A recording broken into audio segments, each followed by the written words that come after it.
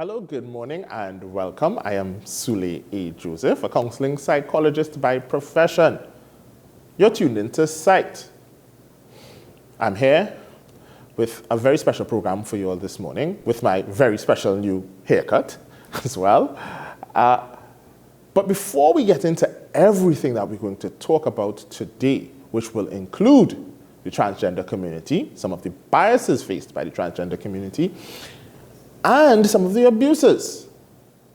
And of course, as usual, I have a very special guest who will be speaking to us on the topic coming shortly. But before we get into all of that, my favorite segment comes first, Psyched to Know.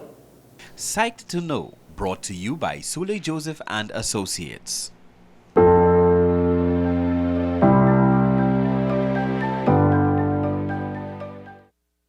In years past, persons found guilty of buggery would be sentenced to 25 years in prison, while other illegal sex acts carried a 5-year sentence. But in April 2018, the Trinidad and Tobago High Court declared the buggery law unconstitutional as it infringed upon the rights of the LGBT citizens and criminalized consensual sexual acts between adults.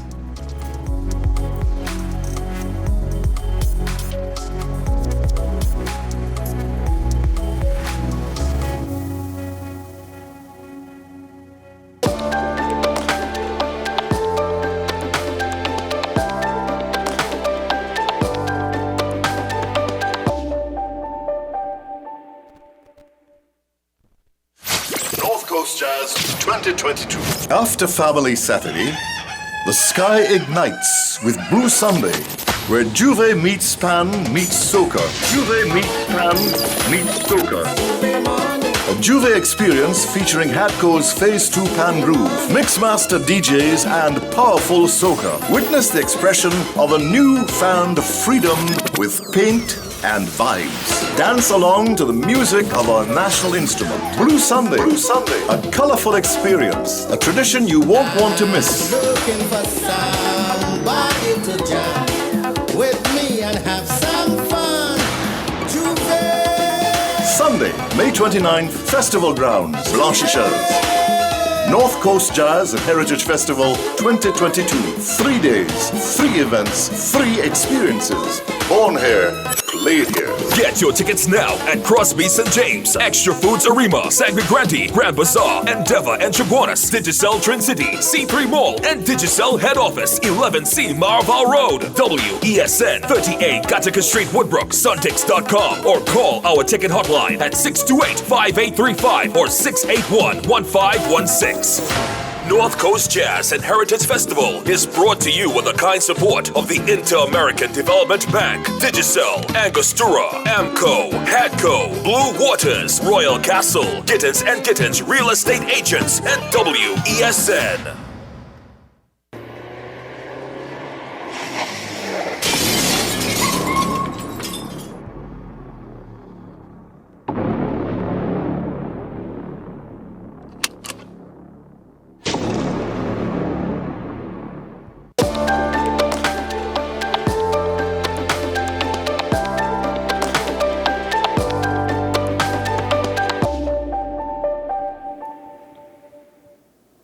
Hello, good morning, and welcome back to PSYCHED. I'm your host, Sule A. Joseph, counseling psychologist by profession. This morning, as mentioned previously before we went to the break, I have an interesting guest, one who is well versed in the subject matter and is able to talk to us from working in the community and being part of the community and so on, so that we will get a genuine conversation and we can dismiss some of the myth and get to some of the truths. Joining me this morning is Ray. Ray, good morning. Are you with me? Good morning. I'm with you. All right. Thank you for being here this morning. I know you have a whole long list of accolades or titles behind your name, but you're joining us this morning as someone from, give us your title, please. Well, I'm representing here as a community caseworker for KAISO Sex and Justice, Wholeness and Justice Program. But I will also add to that I am the director of the Trinidad and Tobago Transgender Coalition, which I think situates me to speak to some extent on transgender issues facing trans persons of Trinidad and Tobago. In Trinidad and Tobago. Well, thank you very much for that. Some persons may ask, do we have a trans community in Trinidad? Is that a thing? They actually have people who are trans in Trinidad? Well, definitely. And the trans umbrella is a very broad umbrella. Often when we think of trans persons, we just think in terms of persons who may be trans women or trans men, but we also have persons who are non-binary or gender conforming persons as well. Even drag queens, those performers, or they're just a performance or an activity for them. It's that they live their lives dressed in their drag identity all the time. Right. So but I have to confess. A large community of trans, large in terms of the different types of trans, proportional to the rest of the population, albeit it is small. I do have to confess that when the word trans comes up, the first image that is conjured, I don't know if that's because of Hollywood imagery, but the first image is that of a drag queen. I have that persona, the persona of somebody, dressed in drag and so on. And that's usually what comes to the forefront of your mind when you think of trans. But from our conversations, you identify as someone who's part of that community. Could you wanna just explain to the people at home what pronouns you identify as and why do you see yourself as somebody from that community? Well, okay. My pronouns are she and her. I am assigned female at birth. My transism, for want of a better word, comes from the fact that I am just gender conforming. So the characteristics as you would have to be put into a little box of what a woman is like. She would wear a dress, she would wear makeup, she would have long hair. I don't perform that gender. And it's something that it was just a natural thing for me. Just something that I evolved into. I woke up one morning and felt like I want to put on my hair and I'm not going to wear any makeup. It is just a natural part of who I am. I just grew up the way I grew up. With some people grew up liking football, and some other people grew up liking reading books, dressed in a particular way. I'm just really being me. I'm not gender conforming. I do me. So let me ask you a hard-hitting question. For persons at home who may be thinking this. A lot of people believe or feel as though persons of the trans community who believe that or feel as though they are another gender outside of the gender that society assigns them may be delusional. And they ask themselves, why should us as the rest of society participate in that delusion? And if you identify as a gender that you weren't assigned, why should I recognize your change, your delusion? What would I don't know you say if I would refer to it as a delusion. And it's a rather harmful place to start talking about a human experience from. It is not for me to argue anyone's humanity, my humanity, or any other member of the trans community, their humanity. They're here, they exist, we exist, we've been here, and that's nothing new, nothing imported. I'm not going to argue people's humanity. People have a right to be happy, to be who they are, and it doesn't really require much of you to respect a person's identity. We'll change the names all the time, like that. Right. So as you made that point about respecting persons' humanity and their right to just be, what is the experience like in Trinidad? Because I understand that even though there are some corners that still may frown upon homosexuality or homosexual relationships, I feel as though Trinidad is becoming a place that is a little bit more accepting of that. But when it comes to the idea of transgender, transgenderism, and transgenders, we still have not been very open to that idea at all. How have institutions reacted to persons in this community, from your experience? The reaction of the stigma and discrimination is very entrenched in institutions. It invisibilizes the community by not accepting or recognizing that trans persons do exist, persons of trans experience do exist. What happens is that laws are not shaped to meet their needs.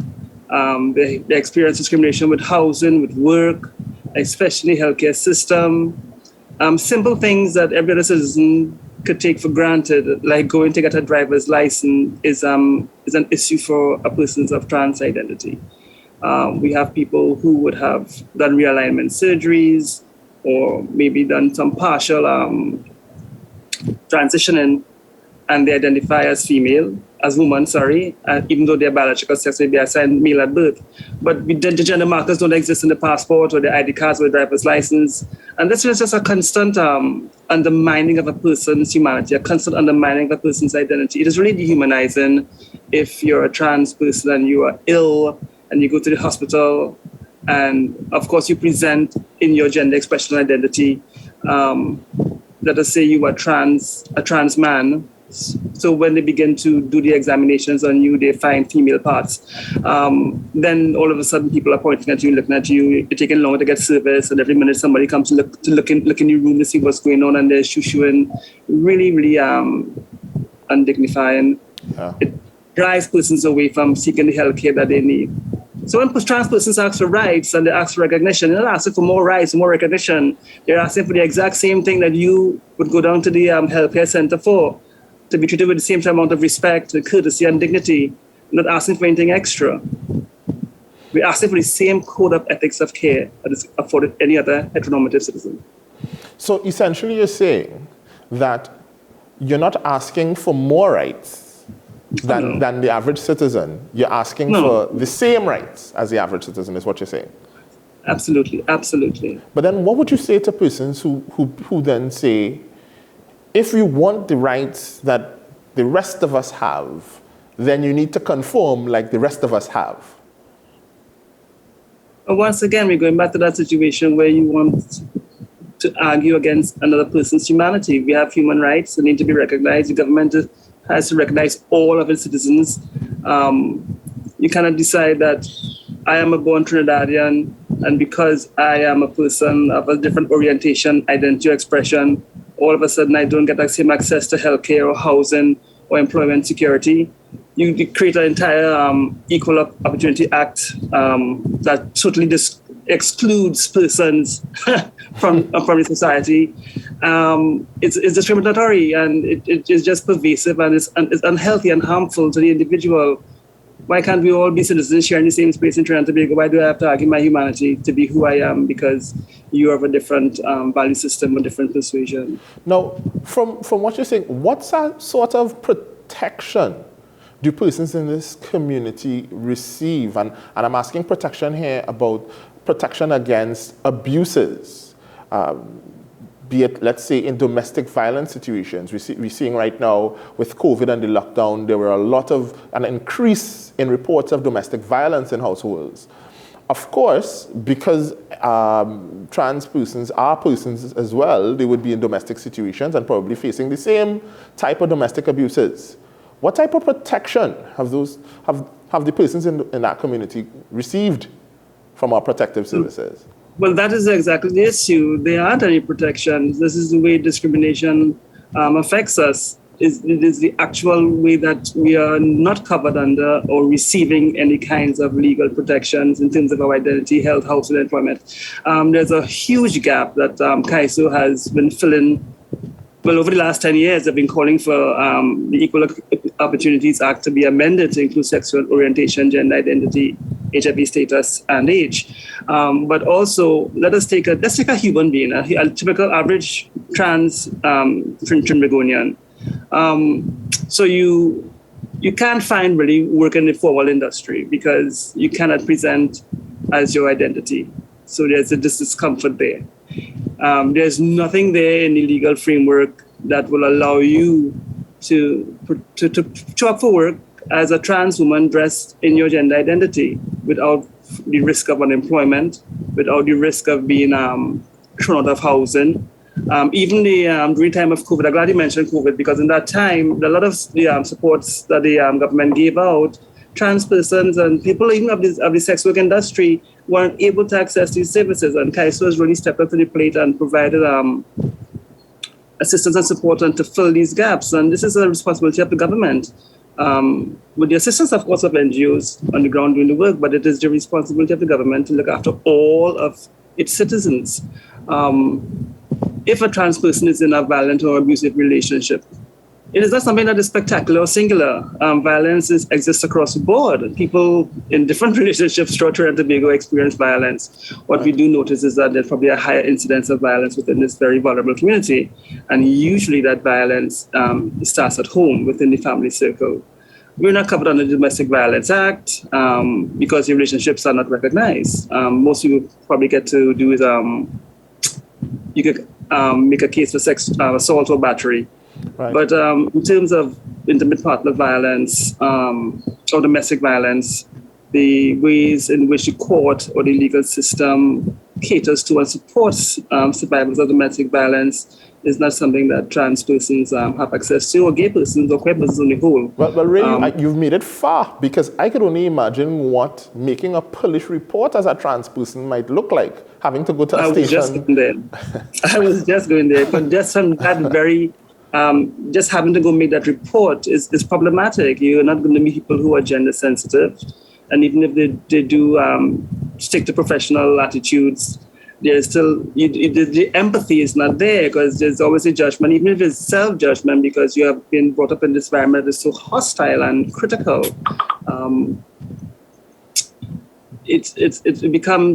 It is difficult mentally for the person, emotionally, psychologically, to have psychological wellness and a sense of self-advocacy that something wrong has happened to me and I deserve redress from the legal system, so I'm going there, which is why Wholeness and Justice has paired legal support with psychosocial and clinical support, because we understand the challenges of our community.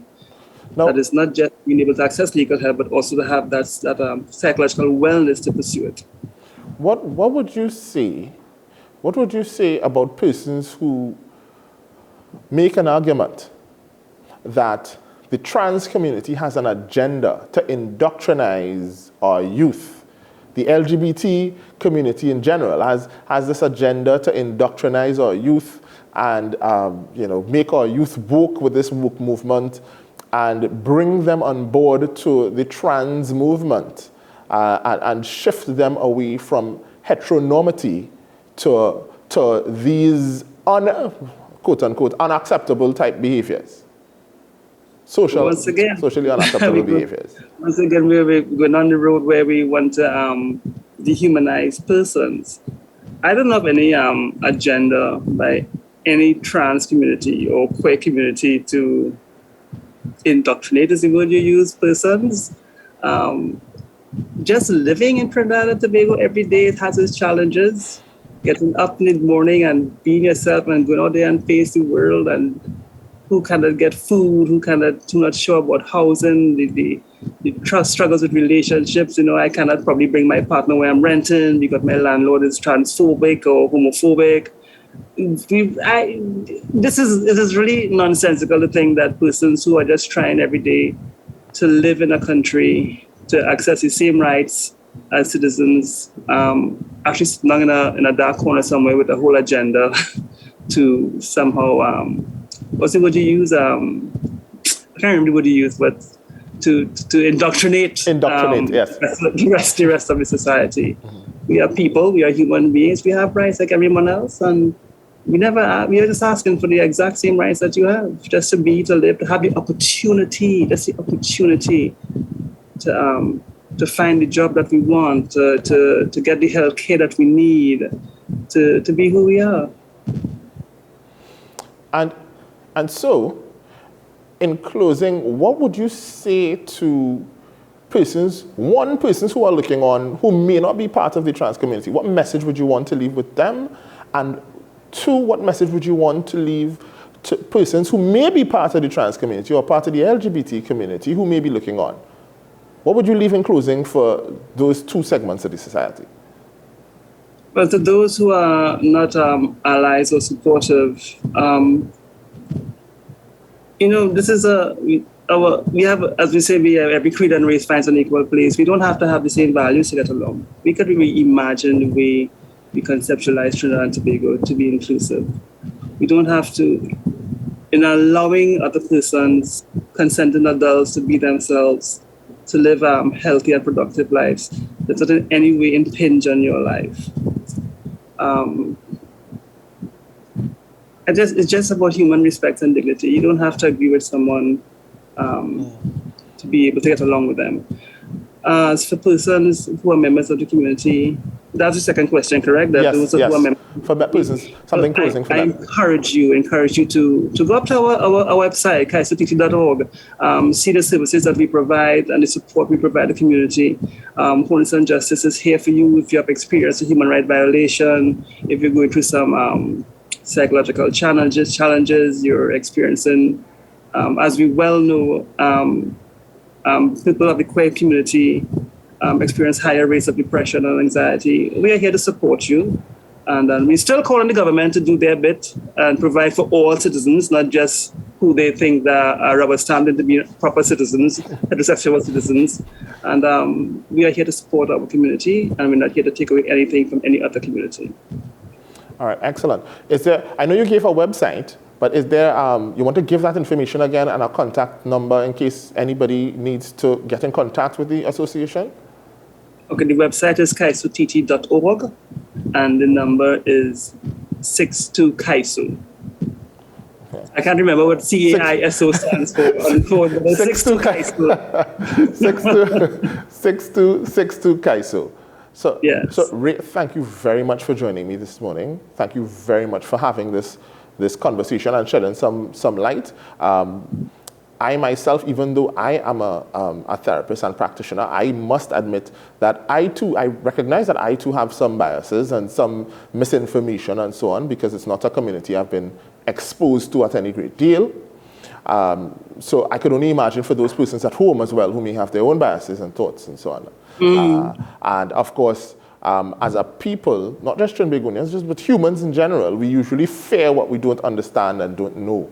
So it's not like me, it's not similar, it's very different, it's deviant, it must be evil, right? As well as, of course, we're not going to get into religion and religious beliefs and so on and all of those things.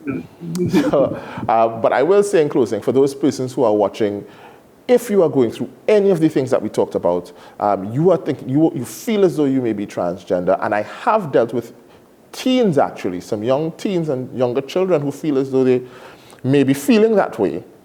I have helped them work through depression and so on, and anxiety and those other issues. But for persons who are watching and feel as though they are going through this, you are not alone. Ray and other persons like Ray who are out here willing to assist and help you. You can call 62 KAISO, or you can reach out to the website and seek some assistance and support. Remember, you are loved, you are cherished, and you are special. Don't harm yourself. Reach out to someone. And until next week, please God, same time, same place, right here on WESN, stay psyched.